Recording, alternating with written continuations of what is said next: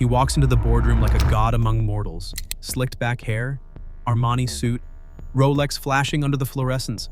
The kind of man who doesn't ask for power, he expects it. The room goes silent, then he says it. Greed is good.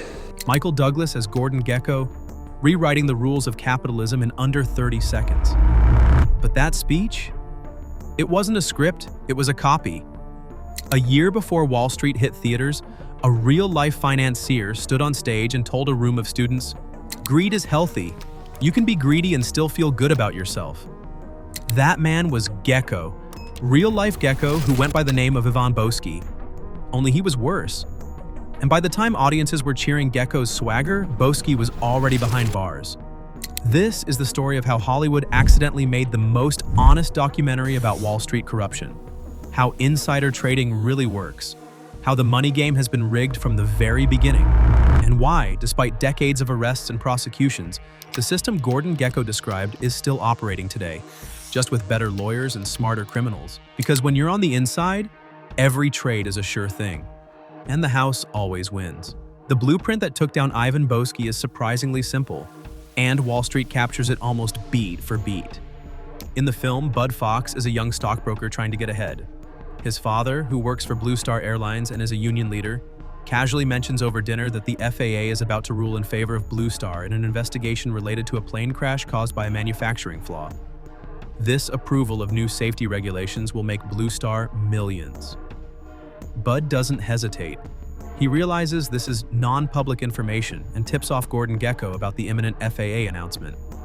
Gekko buys up Blue Star stock before the news breaks and cashes in when the price soars. One dinner conversation, one phone call, millions in profit. That's insider trading in its purest form, using material, non-public information to make investment decisions, information that gives you an unfair advantage over every other investor in the market, information that, by law, you're supposed to either disclose to everyone or keep to yourself entirely. But here's why people keep doing it. Because it works. Every single time. If you knew Apple was about to announce record-breaking iPhone sales tomorrow, wouldn't you buy Apple stock today? If you knew a pharmaceutical company's cancer drug was about to get FDA approval, wouldn't you load up on shares before the announcement sent the stock soaring? Of course you would. And that's exactly what Ivan Boesky was doing throughout the 1980s. But he wasn't just some lucky trader making good guesses. He was running what federal prosecutors called the largest insider trading scheme in Wall Street history. At his peak, he controlled over $3 billion in leveraged investments, all fueled by a network of corporate insiders who fed him advance information about mergers, acquisitions, and takeover attempts. How did he do it? Well, it's actually simpler than it sounds. Seriously, just a good attitude and a magnetic ability to make friends. Boesky cultivated relationships with investment bankers, lawyers, and executives who had access to confidential deal information. When these insiders learned about an upcoming merger, they'd tip off Boesky, who would immediately buy massive positions in the target company. When the merger was announced publicly, the stock price would soar, and Boesky would sell for enormous profits. In 1984, his best year, Boesky made $65 million when Chevron acquired Gulf Oil. He made another $50 million when Texaco bought Getty Oil. The following year, he pocketed another $50 million more from Philip Morris's acquisition of General Foods. All that money just made him bolder, like he started thinking the rules didn't apply to him anymore. By the mid-80s, he wasn't even trying to hide his crimes. He would buy millions of shares in a company just days before a takeover announcement, practically advertising to regulators that something fishy was happening. The man who inspired Gordon Gekko's legendary "Greed is good" speech wasn't lurking in the shadows. He was out in the open, confident, flashy, untouchable.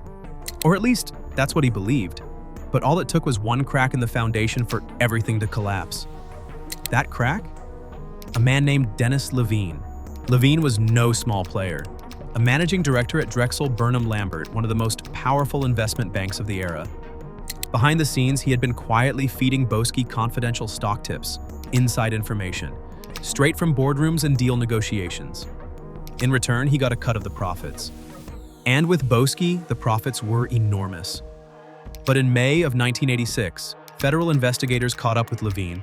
Faced with prison, he flipped fast. And when he started talking, all roads led straight to Ivan Boesky. Boesky was arrested that November and charged with securities fraud.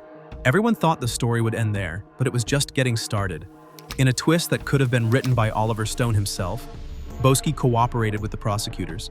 The government fitted him with a wire and sent him back to the jungle of Wall Street to secretly record conversations with his co-conspirators. For months, the man who embodied 1980s greed walked among his former associates, gathering evidence that would eventually bring down dozens of traders, bankers, and financiers.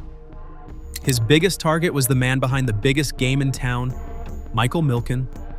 Milken was the king of junk bonds. Milken ran Drexel Burnham Lambert's high-yield bond department, a completely different branch from Dennis Levine's, but still in the same firm. He was a financial mastermind who gave Boesky hundreds of millions in funding through high-interest junk bonds, turning them into a weapon for corporate raiders. These bonds fueled a storm of takeovers, mergers, and buyouts, reshaping American business. At his peak, Milken controlled 70% of the junk bond market and made over $1 billion in just 4 years. But when Boesky started talking, federal investigators followed the money straight to Milken. In 1990, Milken pleaded guilty to securities and tax violations tied to his clients' insider trading schemes. Boesky's tapes didn't just catch one man cheating the system, they exposed an entire criminal ecosystem. Wall Street wasn't a marketplace, it was a rigged casino where secrets leaked from boardrooms straight to trading desks. The government suddenly had a roadmap, and when they pulled the trigger, the crackdown shook the street to its core. Names that once carried prestige, Kidder Peabody, Goldman Sachs partners, and even Drexel Burnham Lambert, the empire Milken built, collapsed in scandal, the biggest Wall Street failure since the Great Depression. When Boesky was finally sentenced in 1987, he received 3.5 years in prison and agreed to pay a record $100 million fine. It was the largest insider trading penalty in history at the time, but his cooperation had given prosecutors the evidence they needed to prosecute the biggest fish in the Wall Street pond, Michael Milken. But here's the twist. Greed didn't die, it evolved. Milken's junk bond revolution became the foundation for hedge funds, private equity, and the leveraged buyout machine that defined modern finance. And that brings us to a modern-day Gordon Gekko, Rajaratnam, a hedge fund manager whose insider trading game made even the infamous Ivan Boesky look like an amateur. Between 2003 and 2009, Rajaratnam built a massive insider network, pulling in more than $60 million in illegal gains. What made his case so famous? The FBI didn't just rely on paper trails or testimony, they used wiretaps. For the first time ever in a securities fraud case, federal agents recorded over 18,000 phone calls between Rajaratnam and his insiders. These recordings uncovered corruption so deep and systematic, it felt like something straight out of a Hollywood studio. Rajaratnam had insiders everywhere: corporate execs, board members, consultants, all feeding him secrets about earnings, mergers, and government decisions. Among them were Rajat Gupta, a former Goldman Sachs board member, and Anil Kumar, a senior McKinsey partner. When Rajaratnam went down in 2011, he got 11 years in prison, the harshest insider trading sentence at that time. It sent a clear message. The feds weren't playing around. They'd use every tool in their arsenal to take down financial crooks. But despite all the arrests, fines, and headlines, insider trading hasn't disappeared. It's just gotten smarter, slicker, and more sophisticated.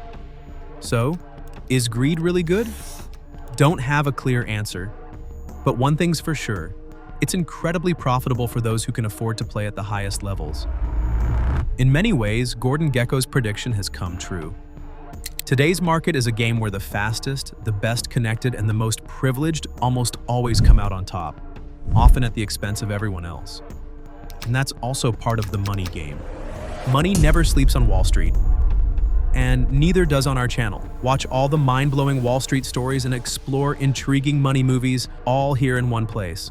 Like this video and subscribe to The Money Game to level up your financial game today.